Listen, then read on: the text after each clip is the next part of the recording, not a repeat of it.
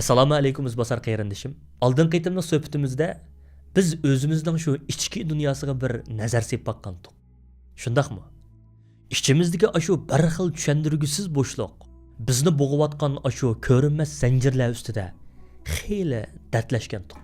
Bizga bu qorong'ulikdan qutulish uchun dal ashu Hazrat Mus'abdek bir iroda kerakligini jazmlashtirgandik. Ammo bugun qana menga bir qarangchi.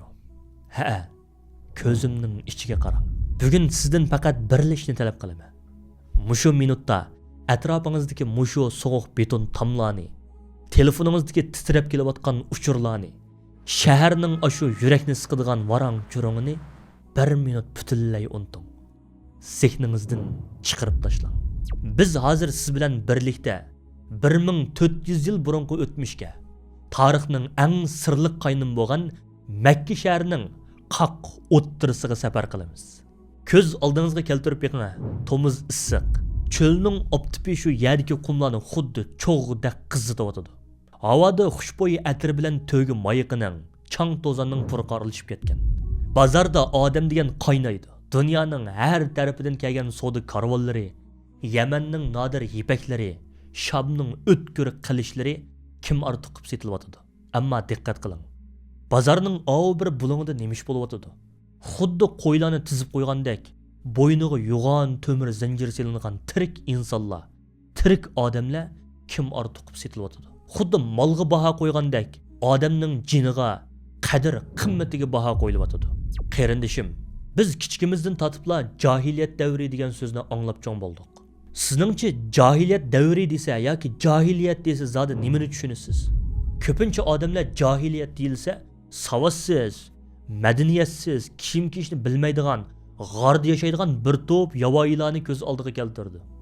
Yo'q qarindishim, 100 qitim, 1000 qitim yo'q. Undaq emas. Ashu davrdagi Makka degan bugungi Nyu-Yorkning Wall ko'chasi. Makka dunyo savdo markazi.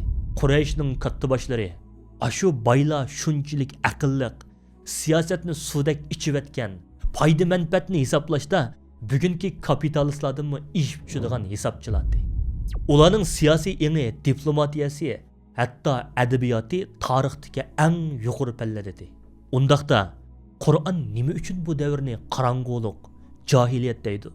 Chunki jahiliyat aqlning yoki texnikaning yo'qligi emas. Jahiliyat inson qadr qimmatining butunlay vayron bo'lishi. U shundoq bir psixikalik kasallik davridiki, bir odamning qimmati faqat yonchuqidagi puli bilanla, qandoq oqsumak oiladan kelib chiqqanligi bilanla, kiygan shu kimi bilan o'lchinadi. Ular toshdan yasalgan butlarga sajda qiladi. Shundaqmi? Siz Makkaning darajadan tashqari boylari bo'lgan ashu Abu Jahil bilan Abu Lahablarni shunchalik kallasi ishlamaydigan ahmoqlar deb qoldingizmi? Ular shu o'z qo'llari bilan yasagan, ustiga qushlar mayoqlab qo'ysa o'zini qo'g'dayamaydigan bir yog'ochning dunyoga hukmronlik qilolmaydiganligini bilmamdi. Bilatdi. Ular buni siz bilan mendimmi yaxshi bilatdi. Ammo ashu Kabening ichiga va atrofiga tizib qo'yilgan 360 dona but aslida Quraysh boylarining yanchiqini to'mpaydigan savdo markasidir. Bütün Arab qabilalari shu butlarni deb har yili Makka keladi. Bozorlarda pul xashlaydi. Shuning bilan heliga katta boshlarning hokimiyati mustahkamlanadi. Demakchimanki, ular aslida toshqa emas, pulga cho'qinadi. Kuch-qudratga, takabburlikqa va shahvatiga cho'qinadi. Kuchliklar o'z manfaati uchun qonun chiqaradigan, ojiz va kambag'allar shu sistemaning choqlari ostida ezilib, yanjilib ketadigan dunyoda. Ayollar bir mol sifatida ko'rilib, bir ota qiz farzandlik bo'lib qolsa, uni yuz qoriliq deb bilib, sabiy gunohsiz buvoqlarni tirik ko'maydi. Vahshiy ro'ydi chirib ketgan mana shundoq davrdi. Endi yurakdan cho'nqur bir tinim bilan bugungi jamiyatimizga, biz yashayotgan mushu dunyoga va o'z atrofimizga bir qarangchi. Tomoshabinlikni bir chetga qayirib qo'yingda, o'zimizga samimiy bo'laylik. Biz 1400 yil burungi ashu Makka joylididan zada qanchalik farqliq? Biz bugun madinalashdik, taraqqiy qildik, yuksaldik deb bo'yatamiz.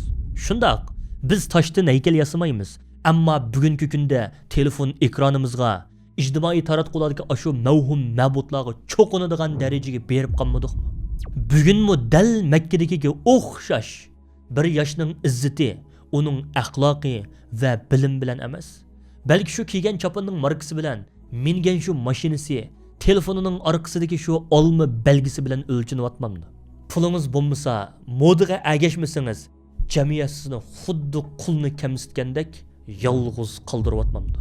O'zimizni erkindek his qilamiz, lekin Makkaning boylari kishilarni to'mir bilan zanjirlab qul qilgan bo'lsa, bugungi dunyo sistemasi bizni psixikalik va iqtisodiy jihatdan allaqachon qul qilib bo'ldi. Biz pulning quli, qarzlarning quli, markalarning quli, yuz obro'yning quli. Bankalarga ömür boyu uy qarzi, mashina qarzi to'lash uchun hayotimizni bir mashinadek sarf qilib tugatyapmiz. O'zimizga qilchi yoqmaydigan odamlarga yiqish uchun o'zimiz nafratlanadigan xizmatlarda kech kunduz ishlaymiz. Ondan topgan shu ozg'ini pulga o'zimizga aslida hech keraksiz bo'lgan hashamatlik buyumlarni setib olib, boshqalarning ko'ziga o'zimizni baxtli qilib ko'z tutishga tirishamiz. Mana bu zamonaviy qulluq emasmi? Makka boylari qizlarni tirik ko'matdi deb nafratlanamiz. Bugun qizlar tuproqqa ko'milmagani bilan bu vahshiy sistema ularning ruhini, numusini torbatlarda, ekranlarda, e'lon tashviqotlarda, moda jurnallarda tirik ko'miyotmamdi. Ayollarning qadri ularning aqli bilan emas, balki shirkatlarga pul tep beradigan bir ko'rgazma bo'yimiga aylantirib qo'yilmadimi? Biz bugun ijtimoiy taratqulardagi shu yurak bilan agashkuchilarning sonini hayotimizning maqsadi qilib oldik. Shu mavhum dunyoda boshqalarga qaltis ko'rinish uchun ichimizda qon yig'lab tursakmi, kamera oldida saxta kulimsirashni, saxta dabdabilik hayotni bozorga selyapmiz. Biz o'zimizni, kimligimizni yo'qotib qo'ydik. Mana bu dal Makka jahiliyatining 21-asrdagi yuqori texnikalik nusxasidir. Tashqi ko'rinish parlaq, binolari osmonga taqashgan, ammo insonning ichi ruhi dahshatlik bir bo'shliq va qorong'ulik ichida tipirlayotdi. Izbosar qayrindishim, men nima uchun bu qorong'u muhitni sizga mushunchalar tafsiliy so'zlab beryapman? Bilamsiz? Chunki psixikalik bir haqiqat shuki, odam o'zining kasal ekanligini e'tirof qilmag'ucha hargizmi davolashni qabul qilmaydi. O'zining zanjirlanganligini sezmaguncha, his qilmaguncha erkinlikka hargizmi intilmaydi. Shuningdek, siz Makka jamiyatining bu bo'g'uq, moddig'ili cho'qinadigan vahshiy muhitini his qilmasangiz, keyingi qismlarda biz tilga oladigan shu qahramonimiz yosh Mus'abning tashlagan qadamining naqadar ig'ir ekanligini, uning qilgan inqilobining qanchalik vazillik ekanligini hargizmi tushunib yetolmaysiz. Shuni mangu esingizda tuting. Qorong'ulik qanchalik qo'yuq, qanchalik qo'rqinchli bo'lsa, shu qorong'ulikni yerib chiqqan bir tal nur shuncha qadrlik, shuncha buyuk bo'ladi. Makka mana shuningdek bir patqoqchilikdi. Ammo bu patqoqdan tarixni o'zgartiradigan bir gul ichilish oldi turadi.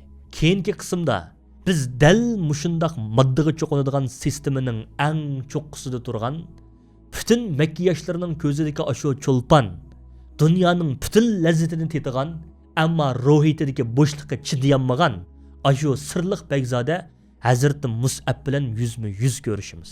Bugungi suhbatimiz mushu yerda to'xtasin. Oxirida sizdan birli o'tinishim bor.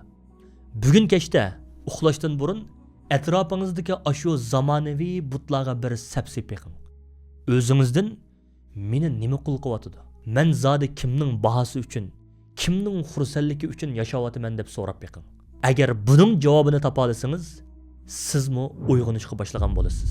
Keyingi darsimizda Makkaning Begzodasi bilan yuzma-yuz ko'rishimiz. Allohga omonat bo'ling.